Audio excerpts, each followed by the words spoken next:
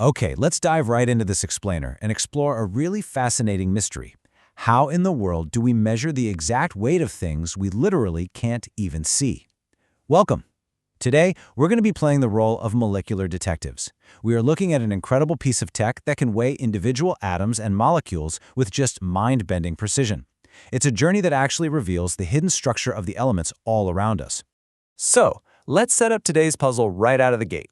Imagine you've got a sealed container of pure chlorine gas. If you feed a sample of this gas through a highly sensitive machine called a mass spectrometer, how many distinct peaks are going to show up on the final readout?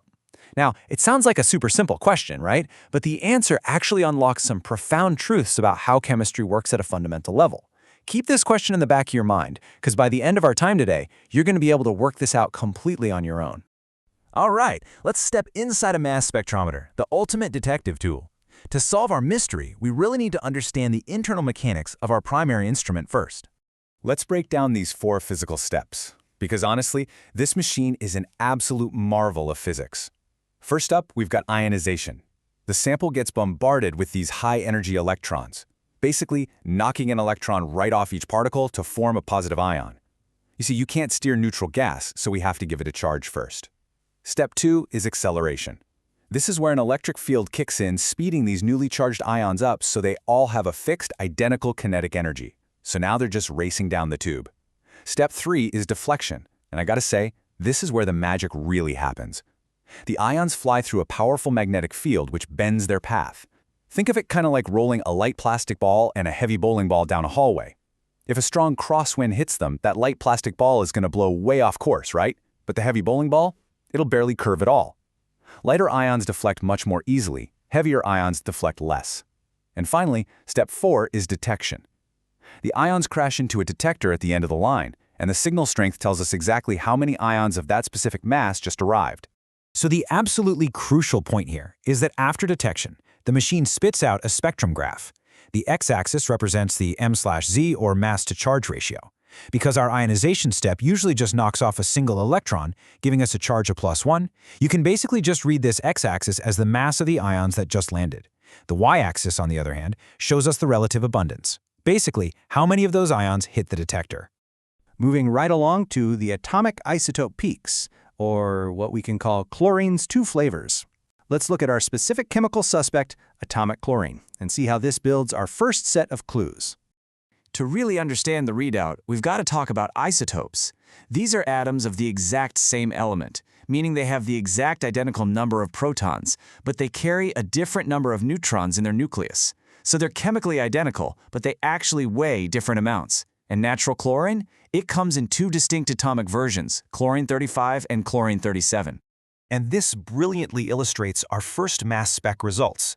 When individual chlorine atoms go through the machine, you don't just get 1 peak, you get 2, one at MZ35 and one at MZ37. But take a close look at the heights of those bars. They appear in a 3-to-1 ratio. Why is that? Well, out in the real world, the lighter chlorine-35 isotope is found in nature about 75% of the time, compared to roughly 25% for the heavier chlorine-37. So for every 3 atoms of 35 that hit the detector, only 1 atom of 37 hits it. Makes sense, right?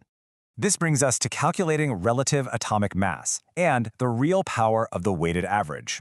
Knowing these 2 distinct atomic weights, we can now solve a fantastic mini-mystery where the official number on the periodic table actually comes from. So, if you look at a periodic table, chlorine's mass is listed as 35.5, but we just proved that no single atom of chlorine weighs 35.5. They only weigh exactly 35 or 37. So let's break down exactly how we get that number. It's a weighted average. You just take the mass of each isotope and multiply it by its percentage abundance. So 35 times 75 gives us 2,625. Then 37 times 25 gives us 925. Add those totals together, you get 3550, and then divide by 100. The result? Boom, 35.5. This proves that the periodic table isn't showing you the mass of 1 single atom, but rather a weighted average across billions of atoms in those 2 different flavors. Okay, but what about the molecular combinations? This is when atoms pair up, and it's where our mystery gets really interesting. Wait a second, though. Our original puzzle asked about chlorine gas, and chlorine gas isn't made of single free atoms just floating around. It exists naturally as a diatomic molecule, Cl2. That's two chlorine atoms bonded together. This completely shifts the whole dynamic of our puzzle, because when these intact molecules travel through the mass spectrometer's ionization and acceleration phases, those high-energy electrons might knock an electron off the entire molecule without breaking the bond itself. So the two chlorine atoms actually stay joined together as a much heavier molecular ion. We can easily break down the math of these pairings. Since each individual atom in the molecule could be either a 35 or a 37, we actually have three distinct ways our isotopes can combine. You could have a 35 bond with another 35, giving us a completely new mass checkpoint at 70. You could have a 35 bond with a 37, giving a mass of 72. Or you could have two of the rare 37s bond together, giving a heavy molecule with a mass of 74. Now, what is really fascinating about these molecular peaks is their ratio, 9 to 6 to 1. This isn't just random, it's a beautiful game of probability. The first peak at 70 is the tallest because it requires two chlorine 35s, which are, as we know, very common. 3/4 times 3/4 gives you 9/16. But look at the middle peak at 72. It's kinda taller than you might expect. That's because there are two distinct ways to build this pair. The first atom could be a 35 and the second a 37, or the first atom could be a 37 and the second a 35. That actually doubles the probability, giving us 6/16. Finally, a 37 pairing with a 37 is quite rare. 1/4 times 1/4, leaving us with just 1/16.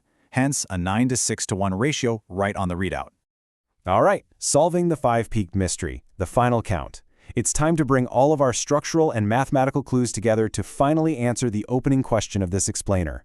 If you put it all together, feeding a sample of chlorine gas into a mass spectrometer produces exactly 5 distinct peaks. No way, right? Here's how. When the gas enters the ionization chamber, some of the molecules shatter apart into individual atoms, creating our two atomic fragment ions at MnZ 35 and 37. But a lot of those molecules survive totally intact, creating our three heavy molecular ions at MnZ 70, 72, and 74. So that's 5 peaks total. Mystery absolutely solved. Let's just do a quick recap of the foundational takeaways from our investigation today. First, isotopes create extra peaks on our mass spectrum. They don't just create one single shifted peak. Second, that relative atomic mass you see on the periodic table, that's an abundance-driven average, definitely not the weight of any single atom. And third, when dealing with molecules, isotopes combine, which dramatically multiplies both the peak counts and their really fascinating probability ratios. The mechanics of the mass spectrometer allow us to uncover all these hidden atomic truths with literally just magnets and electric fields. So I'm going to leave you with this final provocative thought. If you've mastered the logic of the mass spectrometer today, test your skills on a brand new suspect.